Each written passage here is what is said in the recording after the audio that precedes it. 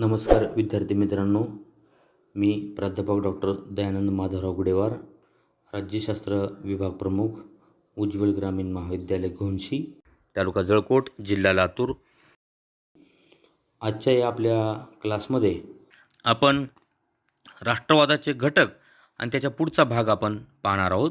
तर राष्ट्रवादाचे घटक, elements of नॅशनॅलिझम, यामध्ये राष्ट्राविषयी व्यक्तीच्या मनामध्ये निर्माण होणारी आत्मीयता, श्रद्धा, राष्ट्रप्रेम, आपुलकी म्हणजेच राष्ट्रवाद होय. राष्ट्रवादासाठी एकतेची भावना असणे आवश्यक आहे.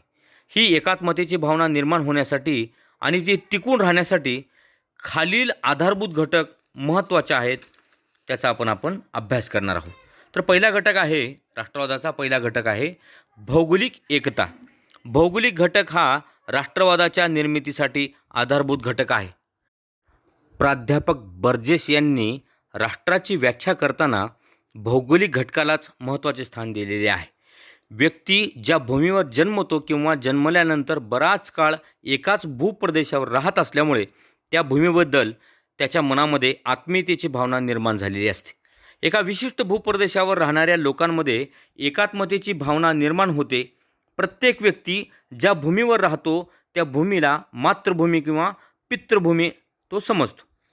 त्या मातृभूमीचे संरक्षण करण्यासाठी वाटेल तो त्याग करण्याची तो तयारी ठेवतो. एका भूप्रदेशामध्ये वास्तव्य करणाऱ्या लोकांचे हितसंबंध, आचार, विचार, रूढी, प्रथा, परंपरा, संस्कृती, भाषा, शरीरयष्टी, मानसिक प्रवृत्ती इत्यादी जवळपास समानच असतात. या समानतेमुळे तेथील लोकांमध्ये परस्पर सहकार्यांची, एकात्मतेची भावना वृद्धिंगत झालेली असते. त्यामधून राष्ट्रप्रेमाची आणि राष्ट्रनिष्ठेची भावना निर्माण होते. सलग भूप्रदेश असल्यास राष्ट्रप्रेमाची भावना अधिक जास्त प्रखर दिसून येते. विखुरलेला प्रदेश असेल तर लोकांमध्ये स्वतंत्र अस्तित्वाची भावना निर्माण होते. राष्ट्रीय एकात्मतेच्या भावनेला तडा जातो. तसेच आपुलकीच्या व आत्मीयतेच्या भावनेमध्ये मोठ्या प्रमाणामध्ये दरी पडते. उदाहरणार्थ, पूर्व व पश्चिम पाकिस्तानच्या या प्रदेशामध्ये अंतर निर्माण झाल्यामुळे 1971 पूर्व पाकिस्तानचे बांगलादेश हे एक नवीन स्वतंत्र राष्ट्र निर्माण झाले. त्याचबरोबर काही घटकांच्या एकतेमधून राष्ट्रवादाची निर्मिती होते. उदाहरणार्थ, ज्यू लोकांमध्ये भौगोलिक स्वरूपाची एकता नसताना सुद्धा वंश यासारख्या घटकाच्या माध्यमातून त्यांच्यामध्ये एकात्मता निर्माण होऊन राष्ट्रवादाची भावना विकसित झाली आणि इस्रायलसारखा नवीन राष्ट्र या जगाच्या पाठीवरती निर्माण झाले.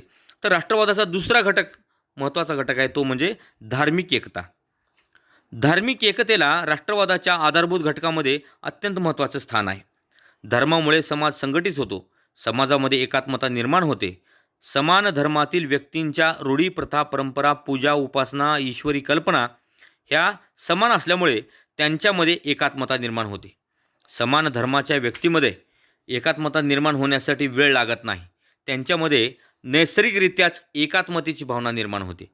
या एकतेतूनच राष्ट्रवादाची निर्मिती होते. ऐतिहासिक कालखंडामध्ये तर धार्मिक एकतेची भावना जास्तच प्रखर होती. समाजामध्ये धार्मिक एकता नसेल तर राष्ट्रवाद निर्माण होऊ शकत नाही. 1947 धार्मिक मतभेदामुळेच भारतातील मुस्लिमांनी भारतापासून वेगळे होऊन मुस्लिम धर्माचे पाकिस्तान या नवीन देशाची निर्मिती केली. परंतु केवळ धर्मामुळेच समाजामध्ये एकता निर्माण होते असेही नाही. ख्रिश्चन धर्म असलेल्या अनेक युरोपियन राज्यांचे एक राष्ट्र निर्माण होऊ शकले नाही. भारतात हिंदू, मुस्लिम, ख्रिश्चन, बौद्ध, जैन, फारसी, शीख इत्यादी विविध धर्माचे लोक अतिशय आनंदाने राहतात. भारतामध्ये राष्ट्रवादाची भावना निर्माण झाली आहे कारण भारतामध्ये विविधतेतही एकता दिसून येते. धार्मिक एकतेमधूनच राष्ट्रवादाची निर्मिती झाली असली तरी केवळ याच घटकापासून राष्ट्रवाद निर्माण होतो असंही नाही. आधुनिक काळामध्ये सर्व धर्म समभाव, परधर्म सहिष्णुता यासारख्या तत्वांचा स्वीकार केला जात असल्यामुळे सार्वजनिक जीवनामध्ये धर्माचा आधार न धरता धर्माचा आग्रह न धरण्याचा कल निर्माण झाल्याचे दिसून येते. प्राध्यापक हेस यांच्या मते बहुतेक आधुनिक राष्ट्रे समान धार्मिक विश्वासाचा आणि व्यवहाराचा आग्रह न धरता विकास करत आहेत. तसेच गार्नर असे म्हणतो की विशिष्ट परिस्थितीत एकता निर्माण करण्यासाठी धर्म हा घटक महत्त्वाचा ठरला असला तरी पुढे त्याच कारणामुळे त्याचे विघटनही होऊ शकते. उदाहरणार्थ, शिया व सुन्नी या एकाच मुस्लिम धर्मातील पंथांमुळे पाकिस्तानमधून बांगलादेशची निर्मिती झालेली आहे. यावरून आपणास असे म्हणता येईल की एका समान धर्मातील लोकांमध्ये धार्मिक अभिमानामुळे त्या धर्मातील पंथामध्ये संघर्ष होऊन धार्मिक व राष्ट्रीय एकात्मतेला तडा जाऊ शकतो.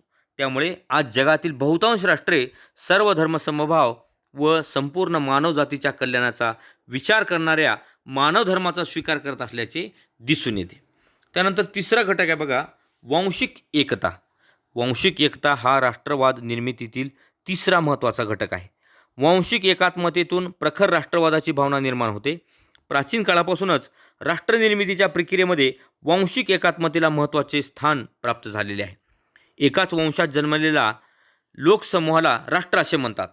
एकाच वंशाच्या लोकांमध्ये रक्तसंबंधाचे नाते असते. एकमेकांबद्दल आपुलकीची, आपलेपणाची तसेच आपण सर्वजण एक आहोत अशी भावना वृद्धिंगत होत असते. आपला वंशसुद्धा एकच आहे, आपण एकाच वंशाचे आहोत ही भावना लोकांमध्ये निर्माण होते. सर्वांच्या संरक्षणामध्ये आपले संरक्षण आहे, आपले पूर्वज एक होते ही भावना जनतेमध्ये एकात्मता निर्माण करते. झिमर्न बर्जेस व लीकॉक या शास्त्रज्ञांच्या मते वंश ही एक राष्ट्रवाद निर्माण करणारी बाब आहे.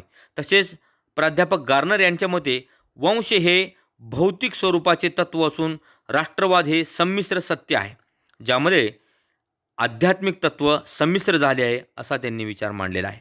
वांशिक एकतेच्या आधारावरच जर्मनीमध्ये हिटलरने प्रखर राष्ट्रवाद निर्माण केला होता. हिटलरने जर्मन लोकांना वांशिकदृष्ट्या श्रेष्ठ दर्जाचे मानले. जर्मन लोकांनाच वंशश्रेष्ठत्वामुळे संपूर्ण जगावर सत्ता गाजवण्याचा अधिकार आहे अशी घोषणा हिटलरने केली होती. राष्ट्रवादाच्या निर्मितीत वांशिक एकता हा घटक महत्त्वाचा आहे. असे असले तरी वांशिक एकतेमुळे राष्ट्रवादाची निर्मिती होते असं काही नाही. अमेरिका, भारत, कॅनडा, रशियासारख्या अनेक देशामध्ये विविध वंशांच्या लोकांचा समावेश असला तरी ही त्या देशामध्ये राष्ट्रवादाची भावना निर्माण होत आहे. भारतामध्ये आर्य व द्रविड वंशांच्या लोकांचे मिश्रण झाले आहे. रेनॉन, लॉर्ड ब्राईस, मॅझिनी सारख्या विचारवंतांनी वांशिक एकतेस दुय्यम स्थान दिलेले आहे. रेनांच्या मते आजच्या समाजामध्ये वांशिक शुद्धता सापडणे अवघड आहे. यानंतर चौथा घटक आहे भाषिक एकता. भाषा व लिपी याला राष्ट्रवाद निर्मितीच्या घटकामध्ये महत्त्वाचे स्थान आहे. भाषेमुळे ऐक्य निर्माण होते, वैचारिक आदानप्रदान होते. भाषेमधून साहित्याची निर्मिती होते, आपलेपणाची, आपुलकीची भावना, जवळीकता निर्माण होते. भाषेमुळे विचाराची देवाणघेवाण झाल्यामुळे लोकांमधील आचार, विचार, संस्कृती, संस्कार, रूढी, परंपरा इत्यादीची ओळख होते. समान भाषा, समान लिपी, समान साहित्यातून लोकांमध्ये एकात्मतेची भावना निर्माण होते. त्यातून राष्ट्रवादाची भावना वाढीस लागते. फिस्टेसारखा जर्मन विचारवंत म्हणतो की मातृभाषेविषयी प्रेम ईश्वराप्रमाणे श्रेष्ठ आहे. रॅमसे मूर नावाचा विचार म्हणतो की राष्ट्रनिर्मितीच्या कार्यामध्ये भाषेची एकता हा महत्त्वपूर्ण घटक आहे. त्याचबरोबर जेशिप यांच्या मते समान भाषेमुळे नीती, मूल्य, चालीरीती, परंपरा इत्यादी आदर्शांची निर्मिती होऊन राष्ट्रीय एकात्मता निर्माण होण्यास मदत होते. भाषिक एकता हा राष्ट्रवाद निर्मितीसाठी महत्त्वपूर्ण घटक असला तरी त्याशिवायही राष्ट्रवादाची निर्मिती होऊ शकते. उदाहरणार्थ स्वित्झर्लंड, केनिया, मलेशिया आणि भारत या देशामध्ये विविध प्रकारच्या भाषा बोलल्या जातात. विभिन्न संस्कृतीचे, विभिन्न भाषेचे, परंपरेचे लोक असले तरीही इथे राष्ट्रवादाची निर्मिती झालेली आहे असं आपल्याला मत नोंदवता येईल. तसेच विभिन्न भाषा, विभिन्न लिपी, विभिन्न वाङ्मय असल्यास समाजामध्ये अलगतेची भावना निर्माण होते. असमान भाषेमुळे राज्याचे विघटन होते. पाकिस्तानमधील उर्दू भाषेला विरोध करून बांगला भाषिकांनी स्वतंत्र सार्वभौम बांगलादेशाची निर्मिती केली. हेही आपल्याला उदाहरण इथं सांगता येईल. यानंतर पाचवा घटक आहे बघा, सांस्कृतिक एकता.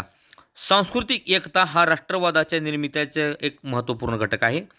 संस्कृतीमध्ये भाषा, लिपी, रूढी, परंपरा, चालीरीती, शिक्षण, कला, साहित्य, सण, उत्सव, कपडे, खाणे पिणे इत्यादी अनेक घटकांचा समावेश होतो. या सांस्कृतिक घटकामध्ये समानता असल्यास समाजातील नागरिकांमध्ये संघटन लवकरात लवकर निर्माण होते. संघटित झालेल्या लोकांच्या मनामध्ये एकतेची भावना वाढीस लागायला वेळ लागत नाही. त्यातूनच राष्ट्रवादाची निर्मिती होऊ शकते. लोकमान्य टिळकांनी राष्ट्रवादाच्या निर्मितीसाठी सांस्कृतिक एकतेवर, सांस्कृतिक कार्यक्रमावर भर दिला. शिवजयंती असेल, गणेश उत्सव असेल यांच्या माध्यमातून भारतीय लोकांमध्ये राष्ट्रवादाच्या माध्यमातून एकात्मता निर्माण करण्याचा लोकमान्य टिळकांनी फार मोठा प्रयत्न केला. स्वातंत्र्य दिन असेल, प्रजासत्ताक दिन असेल, नेत्यांच्या जयंत्या, पुण्यतिथ्या, राष्ट्रीय खेळाच्या आयोजनातून ही एकात्मता निर्माण होते. या एकात्मतेतून राष्ट्रवादाची निर्मिती होते. राष्ट्रवादाच्या निर्मितीसाठी सांस्कृतिक राष्ट्रवाद हा घटक महत्त्वाचा असला तरी तोच एक घटक एकमेव कारणीभूत आहे असं नाही. कारण की सगळीकडे विविध प्रकारची संस्कृती दिसून येत आहे. संस्कृतीमध्ये अस्थिरता, गतिशीलता निर्माण होत आहे. यानंतर 6वा घटक आहे, एलिमेंट्स आहे, तो म्हणजे समान इतिहास. राष्ट्रवादाची भावना निर्माण होण्यासाठी राष्ट्रीय इतिहास हा महत्त्वाचा घटक आहे. इतिहासामध्ये घडलेल्या घटना, झालेली युद्ध, झालेल्या चळवळी, मिळवलेला विजय, परकीय आक्रमणे, प्राचीन संस्कृती, थोर नेते, तत्त्ववेत्ते, संत, महंत यांची चरित्रे, राष्ट्रासाठी केलेले बलिदान, रूढी, प्रथा, परंपरा, वीरांच्या शौर्यकथा इत्यादींच्या आधारा घेऊन लोकांमध्ये राष्ट्रवादाची भावना निर्माण करता येऊ शकते. इतिहासातील घटनांमुळे लोकांमध्ये एकात्मतेची, राष्ट्रीयत्वाची, आपुलकीची, राष्ट्रप्रेमाची, राष्ट्रनिष्ठेची भावना निर्माण होते. आशीर्वादम यांच्या मते ऐतिहासिक घडामोडीचा आधार घेऊन भूतकाळाबद्दल अभिमान, वर्तमान काळाबद्दल विश्वास व भविष्यकाळाबद्दल ही अपेक्षा त्यांच्या माध्यमातून राष्ट्रीय वृत्ती निर्माण करण्याचे व टिकवण्याचे कार्य करण्यात येते. तसेच रॅमसे मूर नावाचा विचारवंत असे म्हणतो की ऐतिहासिक परंपरा, वीरांनी सोसलेली संकटे इत्यादीमुळे राष्ट्रवादाची भावना निर्माण होण्यास खतपाणी घातले जाते. राष्ट्रीयत्वाच्या भावनेमध्ये वाढ होण्यासाठी इतिहास किती महत्त्वाचा असतो या संदर्भात मांडणी करताना जे.एस. मिल नावाचा विचारवंत असे म्हणतो की राष्ट्राचा गौरवपूर्ण इतिहास आणि त्यासंबंधीची स्मृती, तसेच इतिहासातील घडामोडीबद्दल वाटणारा अभिमान किंवा अपमान, सुख आणि दुःख या सामुदायिक भावना राष्ट्रवादाच्या निर्मितीमध्ये महत्त्वाची भूमिका बजावतात असं त्यांनी मत व्यक्त केलेलं आहे. यानंतरचा 7वा घटक आपल्याला पाहायचा आहे, तो म्हणजे समान हितसंबंध. लोकांमध्ये आर्थिक, सामाजिक, राजकीय हितसंबंध समान असल्यास त्यातून एकात्मता व या एकात्मतेतून राष्ट्रवादाची निर्मिती होते. समान हितसंबंध असणाऱ्या लोकांमध्ये लवकरात लवकर एकात्मता निर्माण होताना दिसते. समाजामध्ये जात, धर्म, वंश, भाषा, लिंग इत्यादी बाबतीमध्ये भिन्नता असली तरी केवळ आर्थिक हितसंबंधावरून नागरिकांमध्ये एकात्मता निर्माण होते. या संदर्भामध्ये असे म्हटले जाते की पैसा हा व्यक्तीला जोडतो किंवा तोडतो. फ्रान्स, जर्मनी, स्वित्झर्लंड, इटली इत्यादी विविध देशामध्ये आर्थिक हितसंबंधामुळे किंवा व्यावसायिक समानतेमुळे तेथील लोकांमध्ये वांशिक, भाषिक विविधता असून देखील समान हितसंबंधामुळे त्यांच्यात एकात्मतेची भावना आहे. असे असले तरी एकात्मतेसाठी समान हितसंबंध हाच घटक एकमेव नाही, इतर अनेक घटकही महत्त्वपूर्ण आहेत. यानंतरचा 8वा घटक आहे बघा, समान राष्ट्रीय आकांक्षा. राष्ट्रवाद निर्मितीचे एक प्रभावी साधन म्हणून आधुनिक काळामध्ये या घटकाचा उल्लेख केला जातो. इतर घटकाप्रमाणे समान राजकीय आकांक्षा हाही एक महत्त्वाचा घटक आहे. सामाजिक, आर्थिक, धार्मिक, सांस्कृतिक, भाषिक, वंशिक इत्यादी प्रकारची भिन्नता समाजामध्ये असली तरी राजकीय एकात्मतेमुळे या समाजामध्ये राष्ट्रीयत्वाची भावना किंवा राष्ट्रवादाची भावना निर्माण होत असते.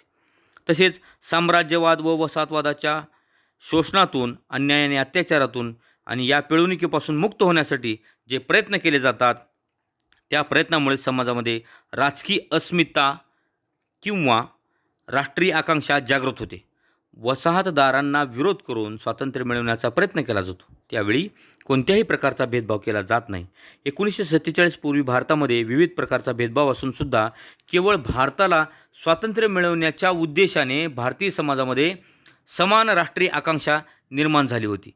भारताप्रमाणेच इटलीमध्ये सुद्धा समान राष्ट्रीय आकांक्षेतून राष्ट्रवादाला गती मिळाली होती. राजकीय स्वातंत्र्याच्या बाबतीमध्ये झिमर नावाचा विचारवंत असे म्हणतो की राजकीय दडपशाहीमुळे राष्ट्रवादाची भावना बळावते व स्वातंत्र्य चळवळींना प्रोत्साहन मिळते. तसेच लॉर्ड ब्राइस नावाचा विचारवंत असे म्हणतो की राष्ट्राची निर्मिती करण्यासाठी राजकीय संघटनेद्वारा एकत्र येणारा समाज आणि त्या समाजाची समान राष्ट्रीय आकांक्षा या भावनेतून व ध्येयातून राष्ट्रवादाची निर्मिती होते. म्हणून राष्ट्रवादाच्या निर्मितीमध्ये समान राजकीय आकांक्षा हा घटक अत्यंत महत्त्वाचा आहे. त्यानंतर 9वा घटक आहे बघा, राष्ट्रीय शिक्षण. राष्ट्रवाद निर्मितीमध्ये राष्ट्रीय शिक्षणाची भूमिका अत्यंत महत्त्वाची आहे. शिक्षणामुळे लोकांमध्ये सामाजिक, आर्थिक, राजकीय जागृती निर्माण होते. शिक्षणामुळे भेदभाव दूर होऊन समानतेच्या तत्त्वाचा अंगीकार केला जातो. या समानतेमधून एकात्मता निर्माण होते. समतेप्रमाणे स्वातंत्र्य, न्यायाचेही आकलन नागरिकांना होते. लोकमान्य टिळकांनी स्वराज्य, स्वदेशी बहिष्काराबरोबर राष्ट्रीय शिक्षणावर भर दिला होता. राष्ट्रीय शिक्षणामुळे समाजामध्ये राष्ट्रवादी दृष्टिकोन तयार होतो. राष्ट्रासाठी आत्मसमर्पण, त्याग केले पाहिजे, राष्ट्राबद्दल आदर बाळगला पाहिजे इत्यादीचे ज्ञान हे शिक्षणामुळेच होते. शिक्षणातून राष्ट्रीय प्रेम निर्माण होणारे धडेही गिरवले जातात. त्यामुळे राष्ट्रीय शिक्षण हे अत्यंत महत्त्वाचा घटक आहे. त्याचबरोबर या राष्ट्रवादाच्या घटकामधला सगळ्यात शेवटचा घटक आहे तो म्हणजे आहे नंबर 10, एकत्र राहण्याची इच्छा. आधुनिक काळातील राष्ट्रवाद निर्मितीचा सर्वात महत्त्वाचा घटक म्हणजे लोकांमध्ये एकत्र राहण्याची इच्छा होय. जात, धर्म, वंश, प्रांत इत्यादी बाबतीमध्ये लोकांमध्ये भिन्नता असून देखील हा देश माझा आहे, या देशामध्ये राहणारे लोक माझे आहेत, सर्वांनी एकत्र राहिले पाहिजे अशी लोकांमध्ये इच्छा किंवा भावना निर्माण झाली पाहिजे. भारतामध्ये विभिन्न जातीचे, धर्माचे, वंशाचे लोक राहत असले तरी त्यांच्यामध्ये एकत्र राहण्याची इच्छा असल्यामुळे राष्ट्रवादाची निर्मिती झाली आहे. टाईनबी विचारवंतांनी या संदर्भात असे म्हटले आहे की राष्ट्रवादाचा सर्वात प्रमुख घटक म्हणजे काय, इच्छा आहे, असे त्यांनी मत व्यक्त केलेले आहे. अशा पद्धतीने हे राष्ट्रवादाचे घटक आपण अभ्यासलेले आहेत. यानंतरचा बाकीचा भाग आपण पुढील भागामध्ये पाहू. धन्यवाद.